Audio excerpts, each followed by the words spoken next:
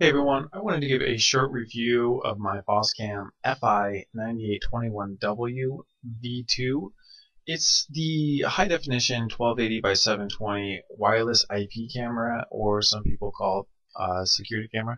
I use it mostly for security and to check on my pets while I'm away. This is actually my second Foscam. My first one was just a plain standard definition. It was great. I had it for a couple of years. It still works actually. I used it every single day when I was away at work. So, 8 to 9 hours a day of heavy use, and the thing still works wonderfully. I think these cameras are really solid cameras. They're built well.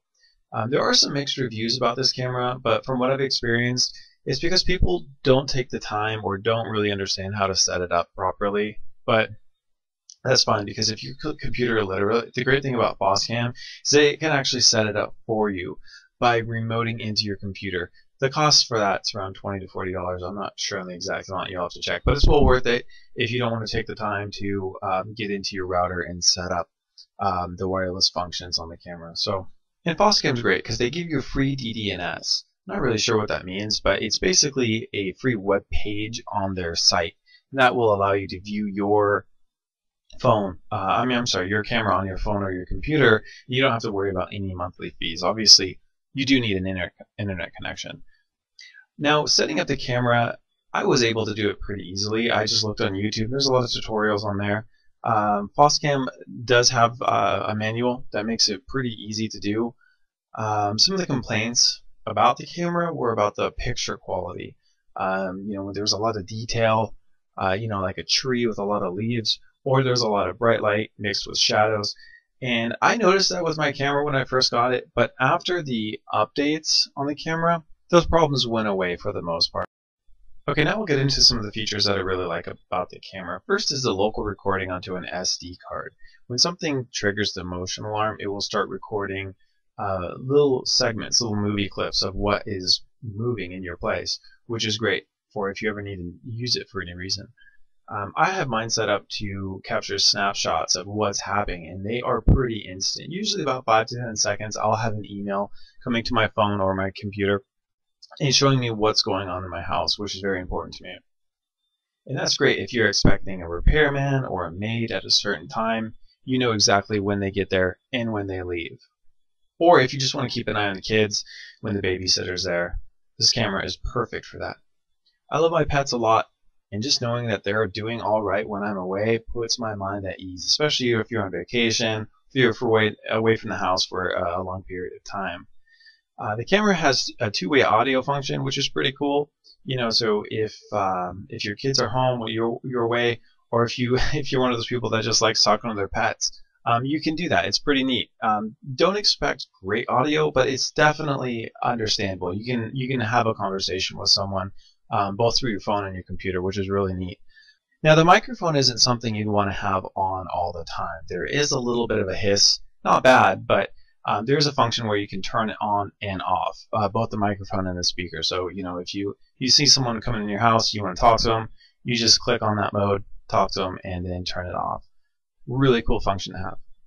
The camera is wireless, so you do not have to plug it into the router or the computer. You can, as long as it's within range of the router, you can put it pretty much anywhere in your house that has an electrical outlet.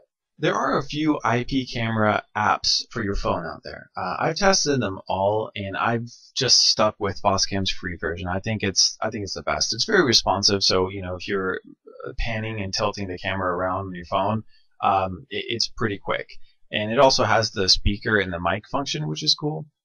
The night vision on this camera is pretty good. It has excellent contrast at night, and you can see clear across the room, even a big 20-foot room in complete darkness. I was really impressed with the night vision. Okay, now I'll go into a little bit more depth into the settings and the features that I use on the camera. I'm not going to go over everything. I'm just going to go over kind of more important things. So first off, playback.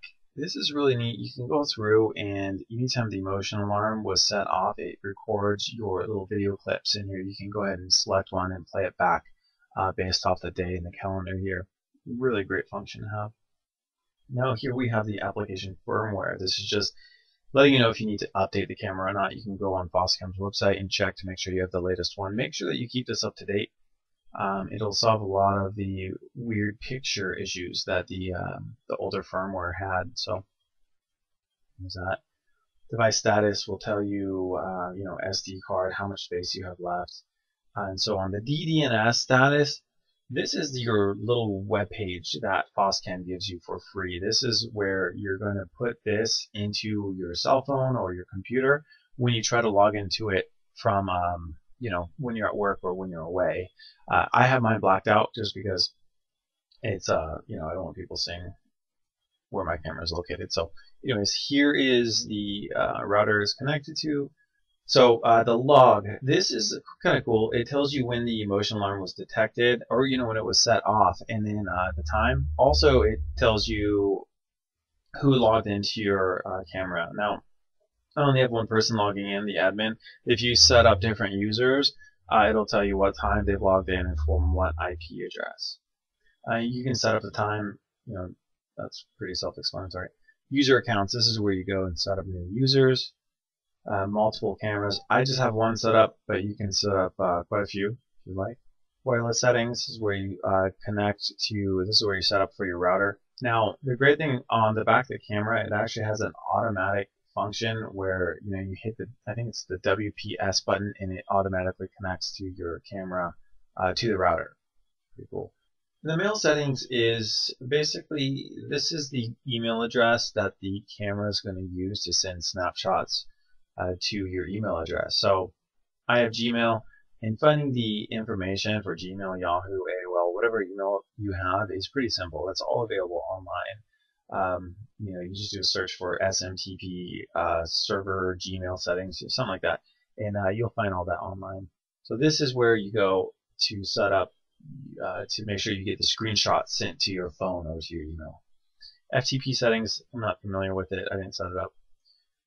Video settings, the resolution, you have quite a few options. So if your internet's slow, or if you have a slow connection speed, this is where you go to adjust to make sure your camera goes smooth.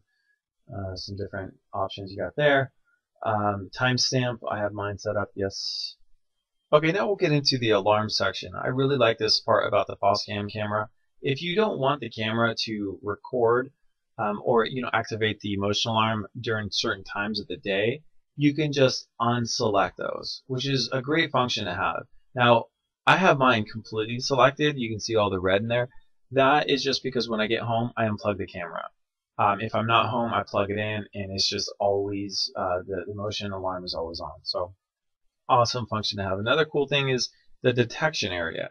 Now I turned my camera to the side, but let's say if you have a window over here that just gets a lot of like trees moving or shadows, you can unselect that, and that way it's not going to give you a bunch of false alarms. For example, mine, the bottom piece, this is where my animals walk around, so they are not going to set off the motion alarm.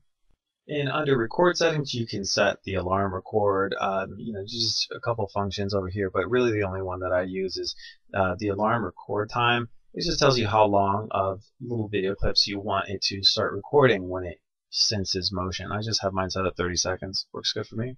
Now the pan, tilt, zoom, or PTZ, this is where you you're going to select the pan and tilt speed. I have mine set at fast. Works good for me. Very fast is just, I feel like the camera's going to break. Anything slower than that is just it's just too slow for me. So fast is a great setting. You can set up your cruise settings. I don't really do that, so I'm not really familiar with it. Startup options, I have mine disabled. You can, if you want to have it do its startup thing, it basically moves in a bunch of directions and it takes a little while, but I have mine disabled. Firewall, IP filtering, I don't have that set up. Not really sure what that does. Now the system, this is where you go ahead and update, this is where you upload your updates, factory reset and reboot. And that's it, you guys. Thank you so much for watching. I put a link down below where you can pick up the camera from Amazon. That's the cheapest place you're going to find it. It's around $130 for this camera, or you can also get the standard definition, which is under $100. I highly recommend both of them. There's tons of uses for them. I really enjoy mine. I use it every day. So thank you so much for watching the video. Bye-bye.